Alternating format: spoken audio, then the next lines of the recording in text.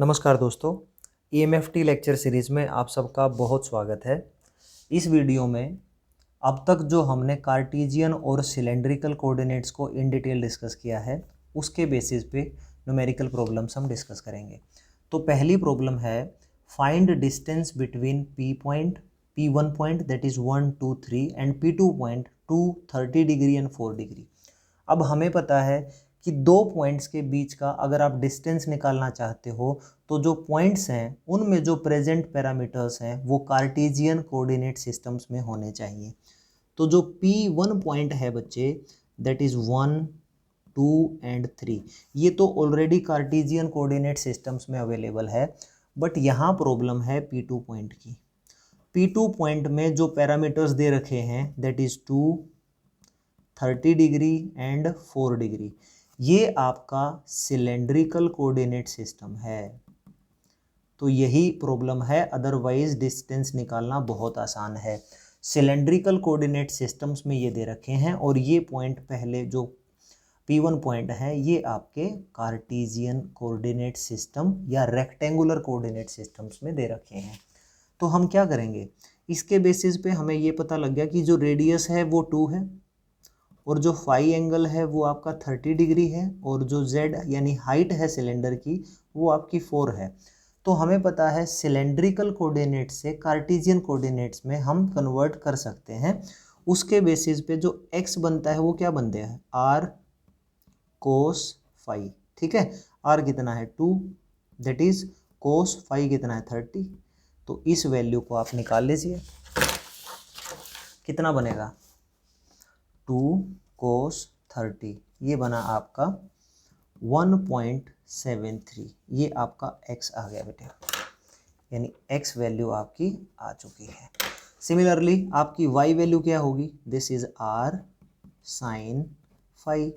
तो r क्या है 2 और sin phi that is sin 30 degree, right. तो ये वैल्यू निकाल लो, 2 sin 30, it's value would be 1, ये भी आ गया, यानी आपका y भी आ चुका है। अब दोनों कोऑर्डिनेट सिस्टम में z आपका सेम रहता है, तो z इज इक्वल टू 4। इतने से एफर्ट से हमें ये पता लग गया कि जो हमारा P2 पॉइंट था जो ओरिजिनली आपका सिलेंड्रिकल कोऑर्डिनेट्स में अवेलेबल था, अब हमने कार्टेशियन कोऑर्डिनेट्स में कन्वर्ट कर लिया है और उसकी वैल्यू होंगी x क्या है बच्चे 1.73, y क्या है बच्चे 1 और z क्या है 4, ये आ गया। अब देखो ये P1 पॉइंट है भाई 1, 2, 3, राइट, और आगे चल के कोई दूसरा पॉइंट है P2 जिसके कार्टेशियन कोऑर्डिनेट्स हैं 1.73, 1 एंड 4। इसके बीच का डिस्टेंस मुझे निकालना है, तो इसका मैं ऑलरेडी बता चुका हूँ, अंडर द रूट ले लीजिए, this minus this x2 minus x1, 1.73 minus 1 इसका whole square plus 1 minus 2, 1 minus 2 इसका whole square plus 4 minus 3, 4 minus 3 इसका होल स्क्वायर। अब फाइनली फटाफट कर लीजिए कैलकुलेटर में, 1.73 माइनस 1 इसका स्क्वायर कर दीजिए, ये मिल गया आपको 0.533 लिख दीजिए ऑलमोस्ट। 1 माइनस 2 माइनस 1 उसका स्क्वायर दैट इज़ 1, 4 माइनस 3 1 इसका स्क्वायर दैट इज़ 1 और कुल मिला के इसका रूट। तो डी वैल्यू देख लीजिए क्या मिलेगी आपको, +1 एंड अंडर द रूट, ये वैल्यू मिलेगी 1.59। अगर यूनिट नहीं दे रखे हैं तो बाय डिफ़ॉल्ट आप इसको मीटर कंसिडर कर लीजिए। तो फाइनली इन दो पॉइंट्स का बच्चों जो डिस्टेंस है वो 1.59 आया है। तो आई होप आपको समझ आया होगा कि दो पॉइंट्स के बीच का डिस्टेंस निकालना है, तो यानी जो रिक्वायर्ड पॉइंट्स हैं वो कार्टेशियन कोऑर्डिनेट्स में होने चाहिए। अब नेक्स्ट प्रॉब्लम देखते हैं, find the distance between P1 point and P2 point. जो P1 पॉइंट है वो क्या है, दिस इज 2, 30 डिग्री एंड 4, ये P1 पॉइंट है। बट डिस्टेंस किस में निकलता है, कार्टेशियन कोऑर्डिनेट्स में। तो सबसे पहले इसके अकॉर्डिंग r क्या है 2, फाई क्या है 30 डिग्री, एन जेड क्या है 4। तो इसके बेसिस पे बेटे सबसे पहले कार्टेशियन कोऑर्डिनेट्स में इन वैल्यूज़ को चेंज कर लीजिए। तो x क्या बन जाएगा आपका r cos फाई, राइट, और y क्या बन जाएगा r sin फाई, और z will remain same z। तो बेटे r क्या है 2 cos 30, ये मैंने यहाँ पे भी लिख रखा है 2 cos 30 कितना आ गया बेटे ये 1.73। ये आपका x वैल्यू आ चुका है, यानी ये x है और ये वैल्यू आ चुकी है। y क्या आएगा 2 sin 30, राइट, और 2 sin 30 ऑलरेडी निकाल चुके हैं, तो ये वैल्यू आपकी 1 आ गई। तो यहाँ से बेटे जो y है ये भी आपका 1 आ चुका है, और z जो वैल्यू है इस पॉइंट पे 4 वैल्यू दे रखी है, तो यानी आपका z भी आ चुका है।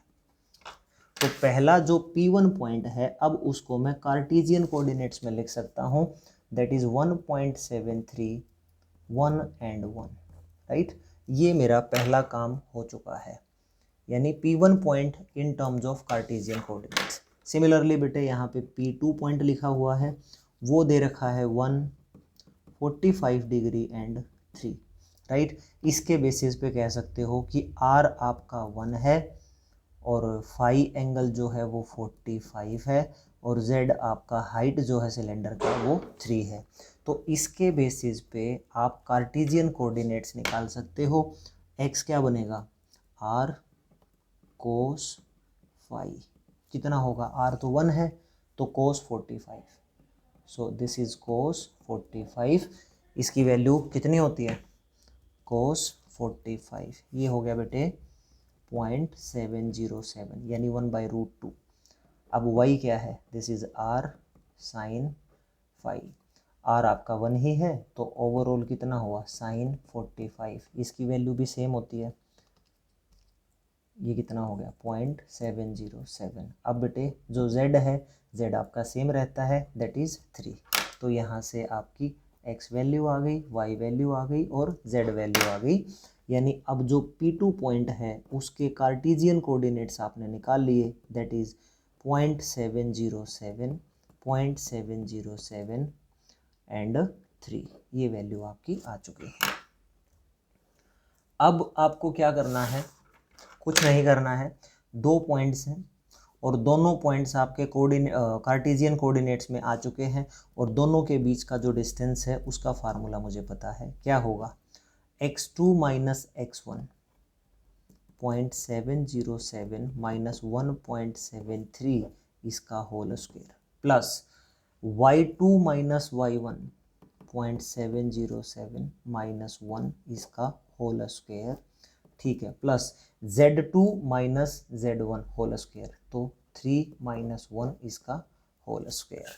तो फाइनली बेटे आप इसको सोल्व करना फटाफट, 707 माइनस 1.73 ये हो गया, और इसका स्क्वायर करोगे तो ये आ गया बेटे आपका 1.046, प्लस आगे चल के 0.707 माइनस 1 इसका स्क्वायर, वो कितना आ गया 0.085 समथिंग, 3 माइनस 1 दैट इज 2, 2 का स्क्वायर दैट इज 4। तो यानी ये वैल्यूज़ आपकी आ चुकी है। अब इसको ऐड कर दीजिए, +85 + 4, और इसका आप रूट निकाल लेंगे। तो रूट निकालेंगे, अब आप मुझे कमेंट सेक्शंस में बताइए कि इसकी वैल्यू एग्जैक्टली क्या आई है। करेक्ट जो वैल्यू देगा उस कमेंट को मैं ज़रूर एक्नॉलेज करूँगा।